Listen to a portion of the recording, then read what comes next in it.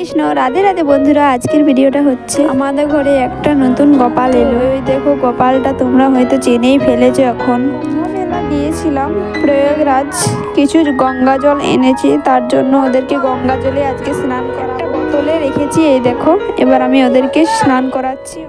তো গোপাল ঠাকুর কেন এসেছে আমি সেটা তোমাদেরকে বলেই দিই। তো দেখো, এখন আমাদের এখানে অনেকেই সবাই কুম্ভ মেলা যাচ্ছে, নতুন গোপালের পরিবারও গেছে, তার জন্য আমাদেরকে রাখতে দিয়ে গেছে। তো কিছু দিনের মধ্যে ওরা চলে আসবে, আর ততক্ষণ গপু আমাদের কাছে। চলো তোমরা নতুন গোপালের ভিডিও দেখতে থাকো, আশা করছি ভালো লাগবে।